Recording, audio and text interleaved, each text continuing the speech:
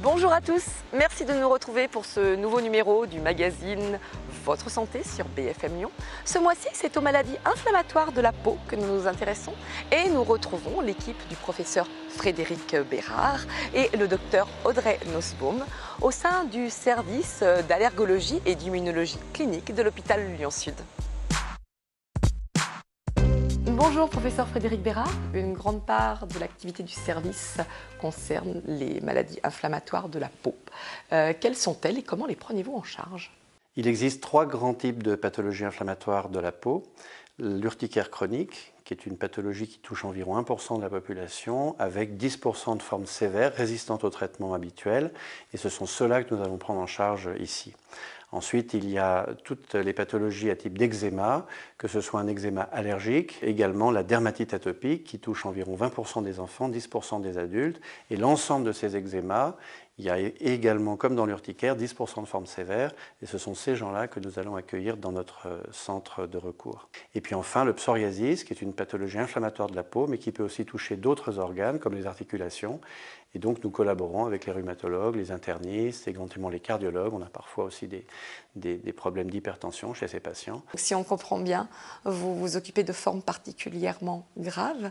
Est-ce que cela vous amène du coup à avoir recours à des expertises complémentaires à la vôtre? C'est une des chances de travailler dans un grand CHU, c'est d'avoir accès en permanence à une expertise d'autres spécialités pour nous aider à prendre en charge nos patients. Si vous avez un eczéma atopique sévère, le plus souvent vous avez un asthme associé. Le fait de pouvoir travailler avec les services de pneumologie est un vrai bénéfice pour le patient. Les formes sévères d'urticaire chronique, c'est une altération considérable de la qualité de vie. Vous imaginez qu'on vous roule dans un champ d'ortie en permanence 24 heures sur 24 pendant parfois des mois, voire des années.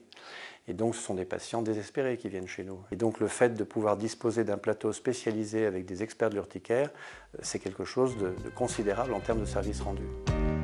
C'est vers Audrey Nussbaum que nous nous tournons pour comprendre un peu mieux ces maladies inflammatoires de la peau. Bonjour docteur Audrey Nussbaum, pouvez-vous commencer par nous expliquer ce que l'on appelle une peau inflammatoire et en quoi l'eczéma fait partie de ces maladies inflammatoires de la peau? Une peau inflammatoire, par définition, c'est une peau sur laquelle on va retrouver les 4 signes cardinaux en fait, de l'inflammation, qui sont la rougeur, la chaleur, l'œdème et la douleur. Avec en dermatologie, on pourrait rajouter aussi les démangeaisons. Et c'est en ça que l'eczéma est une maladie inflammatoire où on va retrouver ces symptômes. Mais l'eczéma, en fait, ce n'est qu'un symptôme, justement. Et sous l'eczéma, on va retrouver différentes pathologies, comme par exemple l'eczéma constitutionnel, comme la dermatite atopique, ou des eczémas de cause externe, comme les eczémas de contact, qui peuvent être soit allergiques, soit irritatifs. Damien Decran a rencontré une patiente suivie dans le service et qui a accepté de témoigner.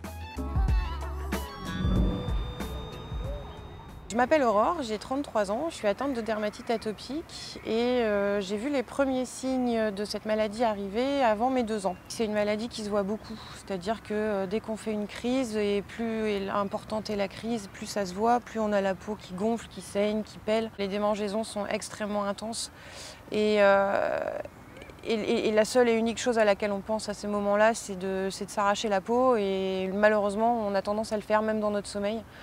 Et du coup de se réveiller avec la peau complètement lacérée, les griffes sur le visage ou dans le dos ou à des endroits improbables de notre corps parce que c'est la seule façon qu'on a de se soulager malgré les traitements. Le regard des autres est extrêmement difficile aussi puisque surtout pendant l'enfance on est considéré comme différent, comme lépreux, comme pas touchable, intouchable. Et c'est très très difficile à vivre, à la fois physiquement parce que ça fait souffrir et moralement parce qu'on est mis à l'écart. Et on perd du coup énormément confiance en soi et on finit par plus vouloir se regarder dans une glace. J'ai fait une grosse crise à la vingtaine.